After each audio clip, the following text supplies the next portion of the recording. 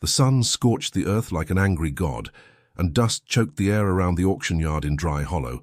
Men shouted, cattle bellowed, and sweat dripped from foreheads into cracked leather boots. In a corner near the old rail tracks, where broken wagons rusted in defeat, a small crowd had gathered for something not listed on the auction board.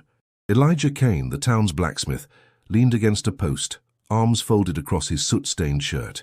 He wasn't there for livestock or tools. He'd come to pick up an order of iron ore, but curiosity dragged him toward the murmurs. A short man with a ledger and a crooked hat barked toward the crowd. "Lot 47, $2 to start." No one moved. "She ain't stolen. Sheriff cleared it. No family, no voice, just working hands, $2. The crowd parted just enough for Elijah to see.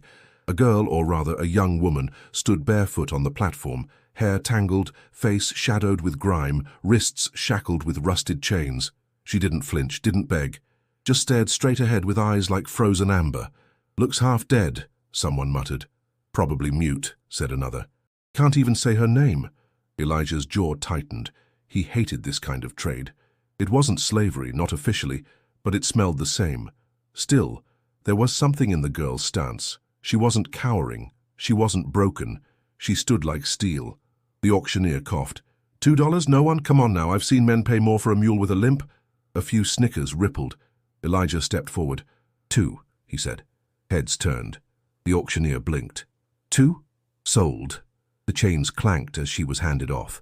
Elijah didn't look at the others. He tossed 2 silver coins into the auctioneer's hand and unfastened the metal cuffs himself. "You're free," he muttered, voice low. "No debts.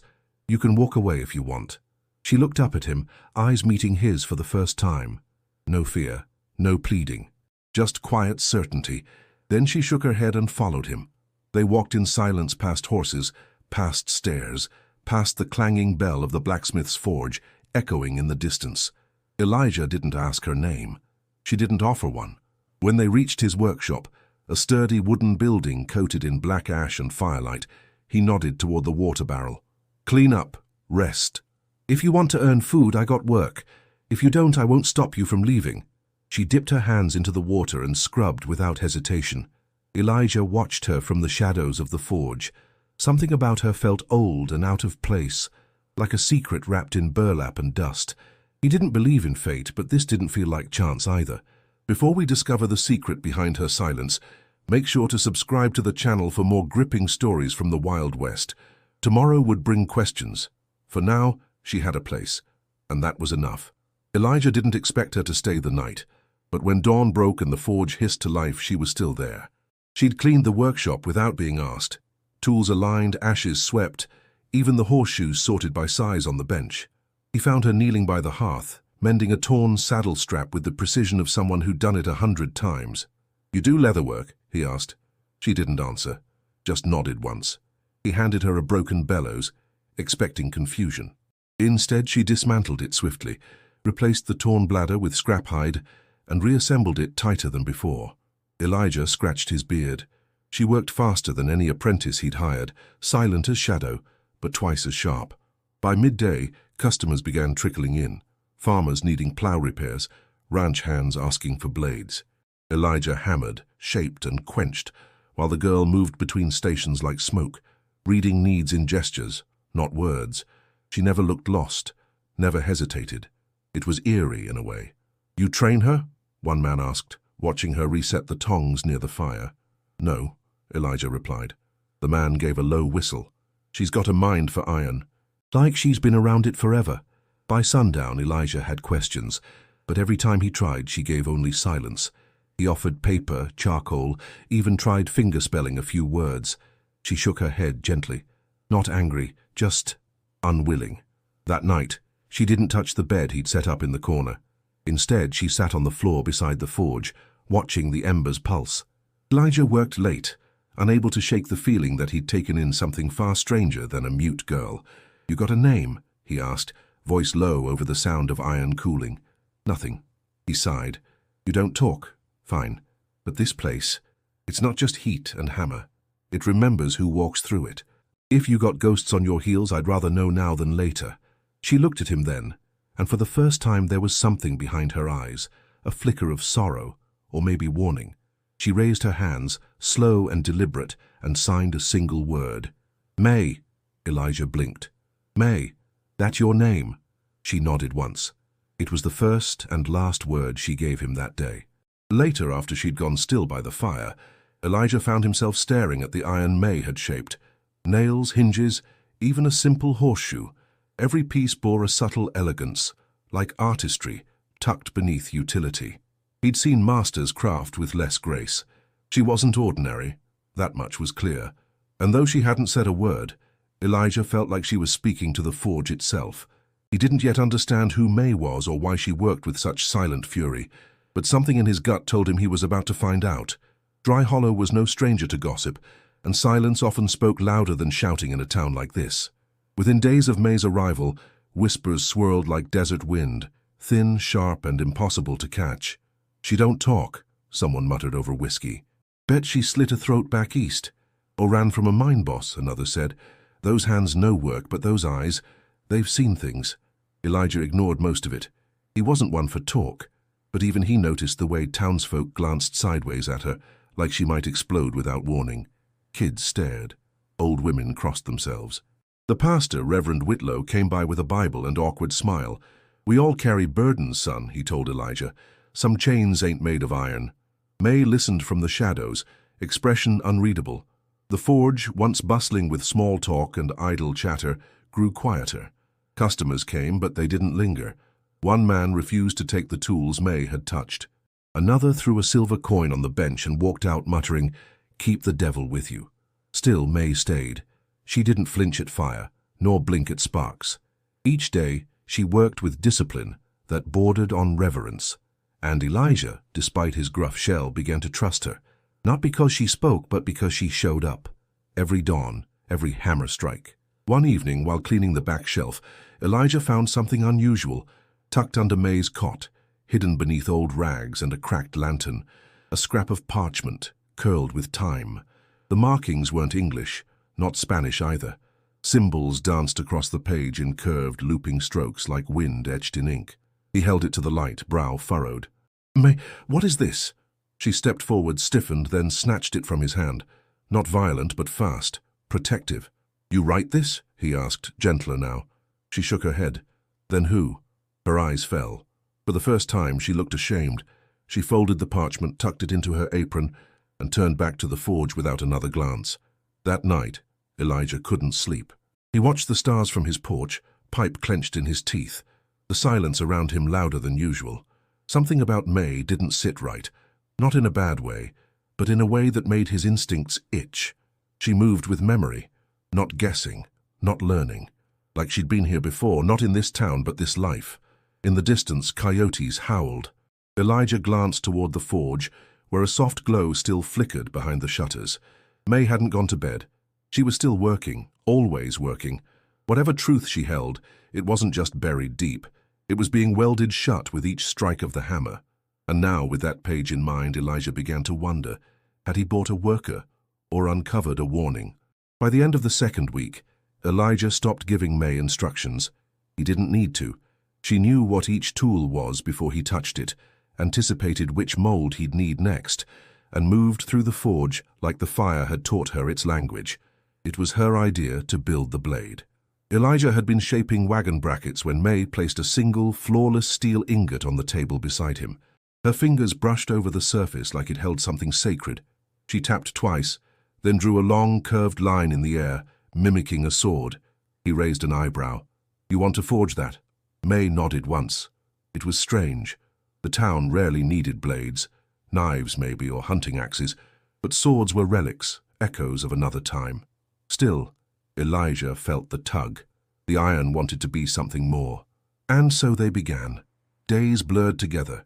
May heated the steel, folded it, tempered it. Elijah hammered beside her, but it was her rhythm that set the pace, like a melody he could only follow. She worked with intensity that bordered on holy, not just skilled but purposeful, as if the sword needed to be reborn. One night, after the final quench, she retrieved the parchment again.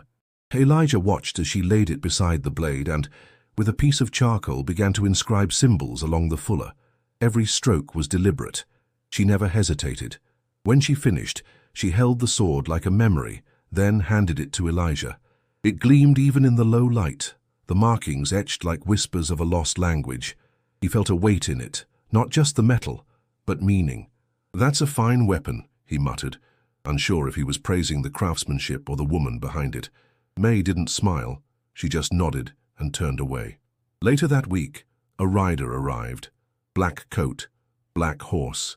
Dust clung to him like he'd ridden through death to get there. He didn't tie his reins at the post, just stepped off the saddle and scanned the street like a hunter sniffing blood. Elijah was fixing a wheel outside when the stranger approached. "You the smith?" the man asked. "I am. I'm looking for someone. A girl. Quiet type. Flame-colored eyes." Elijah's pulse jumped. "Lots of quiet girls. Can't say I've seen one with flames in her eyes." The stranger smiled, but it didn't reach his eyes. "Well, if you do, you be sure to let her know I'm still looking." He mounted again, slow and deliberate. "And tell her the man in black always finds what he's owed." As hooves vanished into the canyon, Elijah turned toward the forge. May stood in the doorway, fists clenched, eyes darker than coals. For the first time she looked ready to run, and Elijah, staring back, realized something terrifying. She wasn't afraid of being caught. She was afraid of what might happen if she wasn't. That night sleep did not come for Elijah Kane. The stranger's words rattled around his skull like loose nails in a drawer. Flame-colored eyes, still looking, always finds what he's owed. There was something in that man's voice, too calm, too certain, like he wasn't hunting, but reclaiming. Elijah kept watch from the porch, rifle across his knees as the desert wind dragged shadows across the ground. May didn't speak, didn't work. She sat on the forge's threshold, knees to chest, staring into the night. Just before dawn, Elijah drifted into a shallow doze, and in that haze he saw her. Not the girl she was now, but younger, dressed in linen, walking among stone columns and gardens heavy with jasmine. Her hands moved through the air, not signing, not speaking, but guiding energy. Fire followed her. Light danced on her fingertips like a second language. Then came screaming, men in dark robes, chains, a temple burning. Elijah awoke with a gasp, sweat cold on his back. May was gone from the doorway. He stood quickly, heart pounding, and stepped into the forge. She was there, curled against the back wall, the parchment in her lap. Her eyes met his, tired but not scared. She slid the paper aside and, for the first time, reached out her hand to him. He took it. She led him to the workbench where the sword lay wrapped in cloth. Slowly, carefully, she unrolled it. Then, placing one hand over the etched runes, she looked at him, breath shallow, and she spoke. Her voice was rough, unused, cracked from silence, but it came quiet and clear. "My name is Meriah." Elijah didn't move. "I was born, far from here, across oceans, raised in fire, taught to speak with the world, not above it." Her words came in broken pieces, like something buried, clawing its way to light. "They came for us, for knowledge, power, said we were witches, my mother. They killed her. I ran." Elijah's throat tightened. "Who was the man in black?" Meriah's lips trembled. "He served them, once, then turned. Now hunts what remains." "I'm the last." Silence hung between them. Elijah dropped to one knee, not in worship, not in fear, but because he finally understood the weight she carried. Not a runaway, not a mystery, a survivor of something ancient, hunted for reasons older than the town itself. "You're safe here," he said, "as long as I breathe." Meriah didn't cry. She just exhaled, as if releasing years of silence in one breath. Outside, the wind shifted. Elijah stood, hand on her shoulder, eyes scanning the horizon. He didn't know how long they had before the storm returned, but now, at least, he knew who stood beside him, and for the first time since she arrived, he felt the forge had chosen right. The silence before the storm didn't last. 2 days after Meriah spoke her truth, the dust returned. This time from the west, rising like a wall behind a dozen riders, dressed in dusters and wide-brimmed hats. They didn't hide their weapons, didn't smile. Their lead man wore black, his coat long, and his expression empty. Elijah stood at the edge of town, shotgun across his chest, sweat slick on his neck. Sheriff Dunley rode up beside him, spitting tobacco. "You know these men?" the sheriff asked. "No," Elijah lied. "They're asking for a girl, quiet one, said she's dangerous." The townsfolk watched from windows and porches. No one spoke. Everyone had heard rumors by now. Inside the forge, Meriah stared at the sword. Her fingers traced the runes like reading a prayer. The air buzzed faintly around her, like static before lightning. When Elijah returned, he found her with the blade in hand, the parchment tucked in her satchel. "You can't stay," he said. "They'll burn the town down if they think we're hiding you." Meriah looked up, and for the first time defiance burned in her gaze. She stepped forward and placed the sword in his hands. Then, with a deep breath, she whispered a single word. "Shal." The ground shuddered. The forge lights flared. The coals pulsed bright as stars. Elijah stumbled back, breath caught in his throat. The word echoed, not through ears, but through bone. Something primal, ancient. Meriah stood taller now, not afraid, not hiding. "What was that?" Elijah whispered. "Power," she said. "My first language." Outside, the riders dismounted. The man in black stepped forward, face calm, voice flat. "Meriah of the line of flame, I know you're here. Surrender now, and no blood will be spilled." Elijah opened the forge doors and walked out alone. "She's gone," he said. "Rode south at dawn." The man in black tilted his head. "You're lying." "You don't know that." "I do." He raised his hand, and the riders spread out, guns ready. Back inside, Meriah clenched the sword's grip. Her breath quickened, her lips parted. "Elijah," she said, voice trembling. He turned to her. "If I speak again, they'll know. If I fight, they'll come harder." "Then don't hold back," he said. She stepped outside. The moment she did, the wind changed. The man in black took one look at her and smiled faintly. "There she is." Meriah raised the blade and spoke one word, louder than thunder. "Valen!" The canyon roared. A gust of heat swept through the square. Horses reared. Men shouted.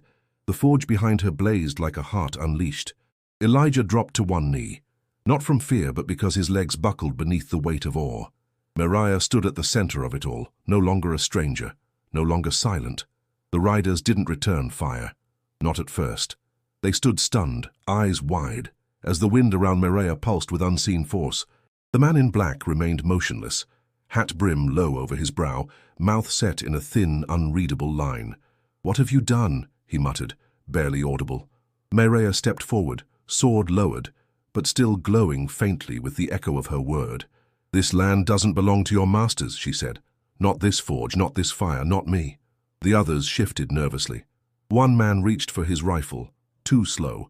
The heat snapped around him, and the weapon burned his hand before he could raise it.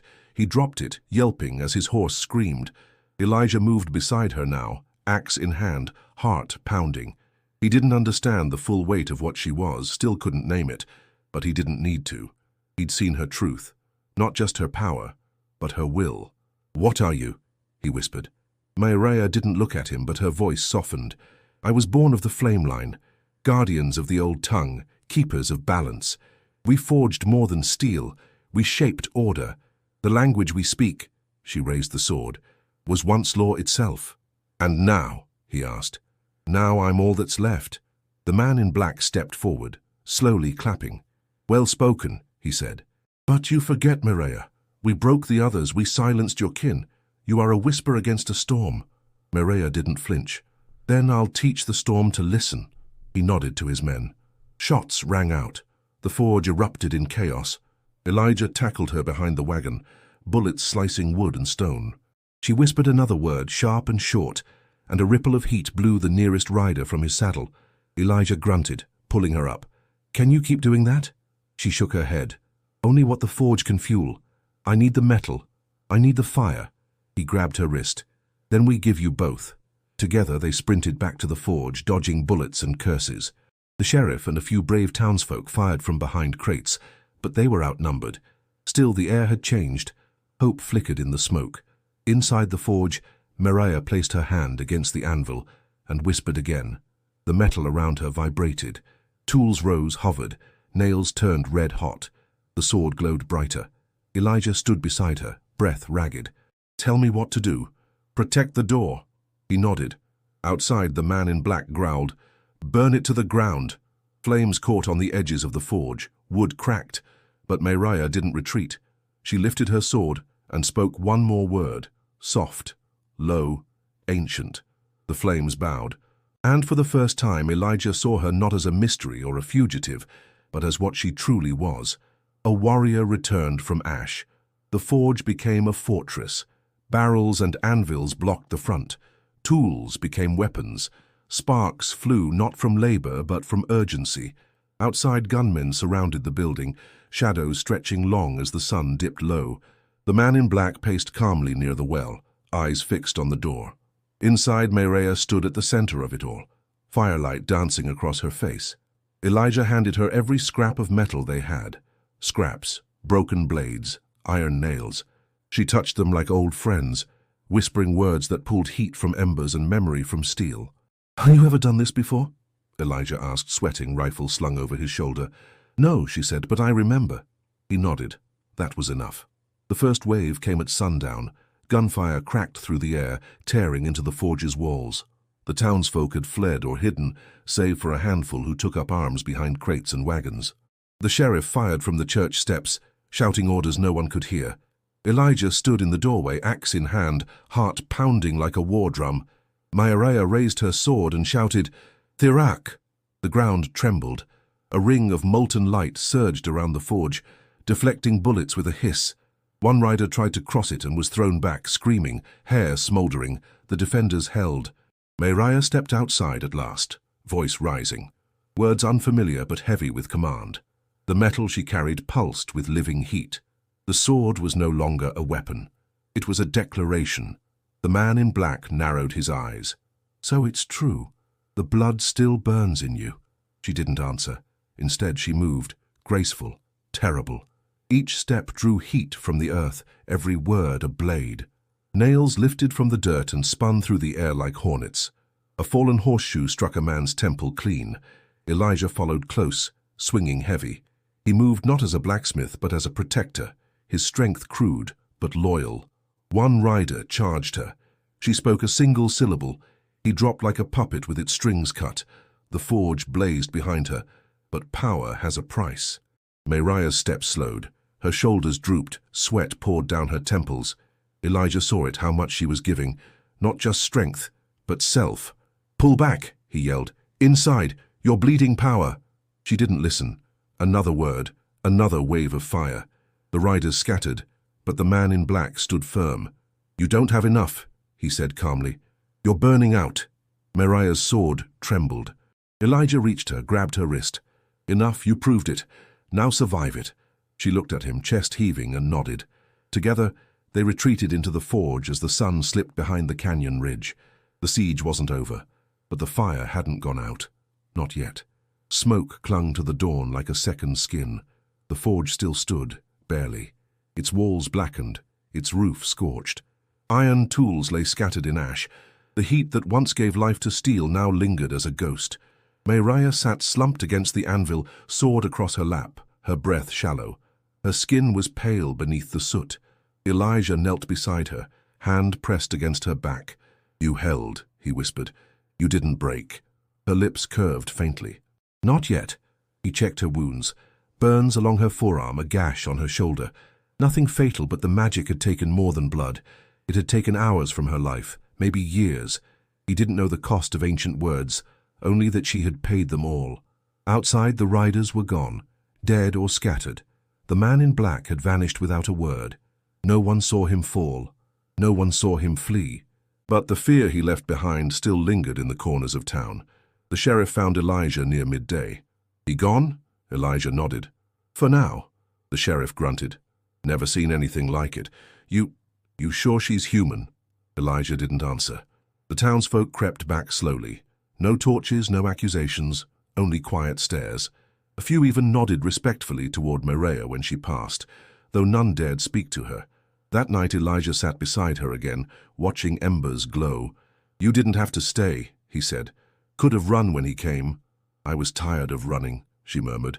"I needed to stand somewhere." He hesitated, then pulled something from his pocket. A simple ring, iron, roughly shaped, no jewel. Forged in haste but with care. "I'm not a holy man," he said. "Ain't got titles or magic, but I watched you forge light from fire. I saw what you gave this place, what you gave me." She looked at him, blinking slowly, unsure. He swallowed hard. "So, I'm asking. Not because I saved you, but because you saved me. Stay. Not just in the forge. In my life. Her fingers trembled as she took the ring. Even if the fire returns? She asked. He smiled softly. Then we burn together. She said nothing at first, but then with steady hands, she slipped the ring on, not as surrender, not as escape, but as a promise. I am Mayraya of the flame line, she whispered, voice steady. And this is the first vow I make, by choice. Outside the night was quiet. No more battles, no more shadows on horseback. Just the forge cooling slowly, and two souls who had found each other not in peace but in fire. Tomorrow they would rebuild. Tonight they breathed, together. The first morning after the siege, the sky over Dry Hollow turned gold. It wasn't the usual dust-muted sunrise, this was something else, clear still as if the land itself had exhaled. The forge doors hung open, and warmth spilled from within, not just from flame but from life returning.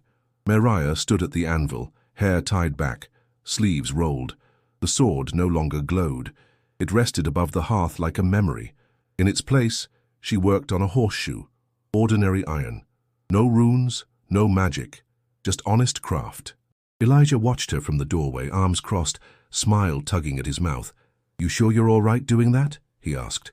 She glanced over, eyes gleaming. I've shaped power. Now I shape peace. He stepped beside her and set a coffee mug on the bench. Town's talking, some say you're a blessing, you're a... Other still don't know what to think. They will. They're afraid you might bring more trouble. I might, she said softly, but I'm done running from it. Later that day, Reverend Whitlow stopped by with a loaf of bread. The baker left fresh butter on the windowsill. Even the sheriff, hat in hand, offered to help rebuild the broken shed. People didn't say much, but their gestures spoke louder. The forge came back to life in pieces. Tools found, leather repaired, coals stoked slowly each morning. Customers returned. They didn't ask about the sword. They didn't need to. By the week's end, a child approached Mayraya near the well.